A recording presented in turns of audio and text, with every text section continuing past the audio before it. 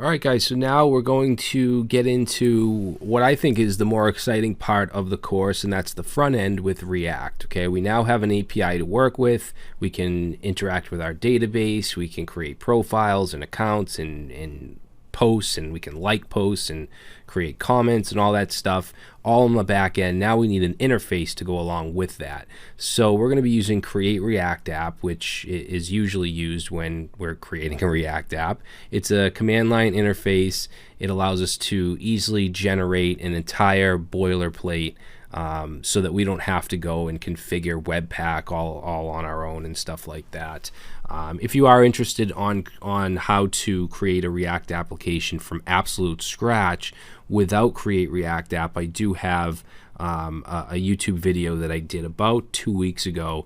You can look for that on my channel. It's React and Webpack from scratch or something like that. Just search for that. You'll find it if you're interested in that. All right, but we're going to make this a little easier on ourselves, and we're going to use Create React App. All right, so if you want to look through the documentation here, you can. I'm sure most of you have used this before. Okay, I'm sure most of you have used React before. But let's go ahead and install this. So I'm going to go to my command line here, and we're going to do npm install, or -g. Okay, the -g is very important because Create React App is something that you want to install globally so that you can use it wherever you want and you can generate an application or a boilerplate. So let's say create -react -app. Okay, and that will install it globally on your machine. Okay, so it looks like I have to update npm. So if you get a message like this at any time, just go ahead and npm -g npm, and that will update you to the latest version. Okay, and I'd always suggest using the latest version. All right, so that should be all set. Now what we want to do is you want to make sure that you're in your dev connector folder. Now this is our server, okay? This is where our server.js is and all of our node stuff, our models, all that stuff. The node modules is the dependencies for our server. Now what we want to do is generate a client, okay? And our client is going to be our React application. So what we're going to do is we're going to say create -react -app. Now that we installed it, we can use this command, and we want to create a new application. Now we want to create it in a folder called client. So that's what we're going to do, is we're going to say create React app client, and you can see it says creating a new React app, and it's going to be placed in your dev connector folder /client. Okay, and remember, this is completely separate now from your back end. Okay, which is all the stuff that we've done so far. All right, so what I want to do now is let's take a look in the client folder, and you can see that there is a node modules folder. Now this is your dependencies for your front end React app. Okay, so don't get this node modules confused with this node modules. Okay, this is all your React, this is all your back end, your Express node and stuff like that. All right, the source folder, this is where all of our React components and everything will go. The public, this is where our index HTML is. So basically it's a single page app, meaning that everything is going to go through this index HTML on the client side. All right, now one important thing that we need to do is open up package.json, and you can see that these all come with Create React App. This React script start to start the dev server, build so that we can build out our static assets when we're ready to deploy, testing, stuff like that. One thing we want to do is add a proxy value. And the reason for that is when we make a request to our back end through React, we're going to be using Axios. So if we say like axios.get, don't type this, I'm just giving you an example. Let's say we want to hit our profile. Okay, so we would do, what we don't want to do is this, HTTP localhost 5000 /API/profile or whatever, something like that. We don't want to include HTTP localhost 5000. We want to just be able to do this. Okay, we just want to be able to hit that API/profile. So what we need to do in order for that to happen is we need to just add right here a comma, and then we're going to put in our proxy value. Okay, and we're going to set our proxy value to our backend URL, root URL, which is http ://localhost port 5000. And just adding this will allow us to do that, so we don't have to actually include this within our request to our back end. So make sure you do that and save that.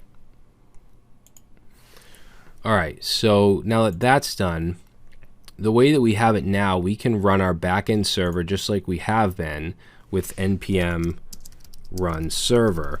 Okay, that will run it on port 5000. Create React app, however, it runs on port 3000. Okay, it comes with a dev server that runs on port 3000, and we could cd into our client folder if we want, and then we can run npm start, and that should run the development server for our front end. Okay, and it opened up on another screen. Let me just pull that over. So here we go. We have our React application running. Now we could go ahead and start up our backend by opening a new terminal and doing npm run server. That would start it on 5000, and then we could kind of start to create our application and make requests to our backend. But I don't want to have to open up two different terminals and run two different dev servers with different commands. So we're going to use something called concurrently, which will allow us to run multiple commands at once. So we can just do, for instance, npm run dev from within the dev connector root instead of going into the client, and that'll run both. Okay, so I'm going to stop this with Control C. We're going to cd ... back into dev connector, so we're outside of the client. And let's open up the package.json for our server. Okay, make sure this is not the package.json in your client folder. All right, and I know that some of this is going to seem a little confusing, but trust me, once you really understand it and get the hang of it, it's not bad. So let's go ahead and install concurrently. So we're going to say npm I, or install concurrently.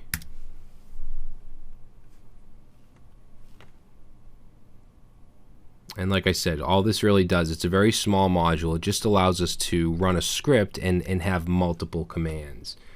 All right, now we're going to add some extra scripts. Right now we have our main start script. This will be used in production.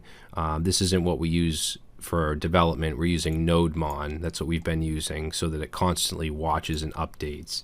But now what we want to do is we also want to add a client script here.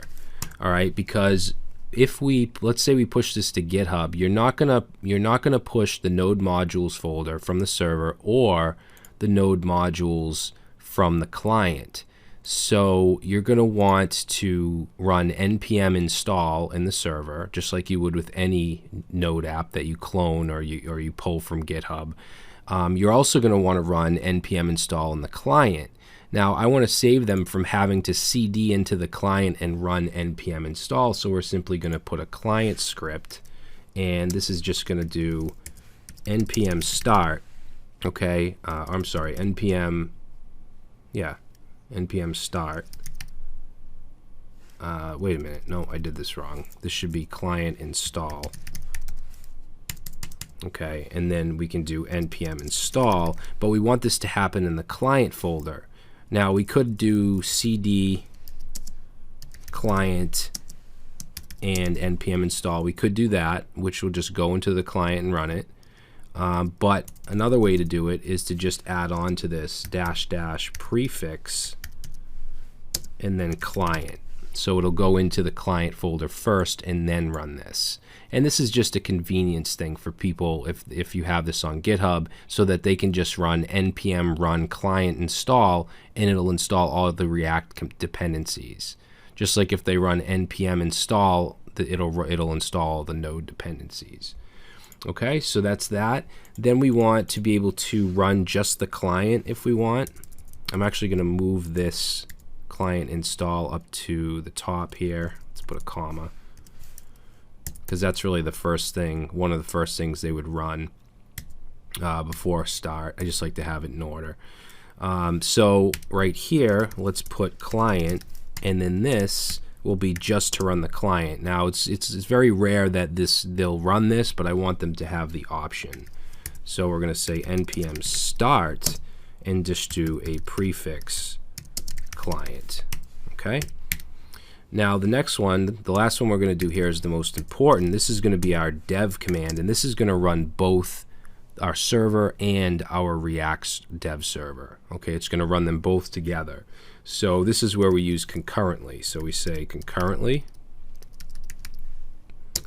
and we need to escape right here. We're going to do a backslash, double quote, and then npm run server. Okay, remember that's what we've been using to run our backend server. We also want to run npm run client. And then we want to just put a backslash, and we're going to put 2 double quotes here like that. So what's going on is this, when we do npm run dev, it's going to run both of these. Okay, so see what I'm saying? It's going to run the server and the client at the same time in one command, which makes it much easier for us. And that should be all we have to do for now. Later on, when we're ready to push to Heroku, we're going to set up a Heroku build command so that it builds our static assets on their server instead of doing it locally and then pushing it. But we'll get into that later. Don't worry about that now. Right now, we just want to be able to run both our back end and front end with this dev command. So let's save. And let's go down here. I'll clear this out. And we should be able to now do npm run dev. Okay, this will be our main command from now on, and hopefully it will run both. So let's try it out. Hopefully I don't have a port in use. All right, so it ran the back end 5,000, and now it's going to start the front end, and there we go. Okay, so it's, I think this concurrently is just awesome because we don't have to run 2 separate terminals or anything. We ran the back end, which is 5,000, and the front end, which is 3,000, in one command, and now you can see we have our React app open. So if we wanted to test the back end and make sure that's running, we can go to localhost, localhost 5,000, and let's go to API slash, let's see, what's a public route? Profiles. Let's do profile slash all. Or is that not a route?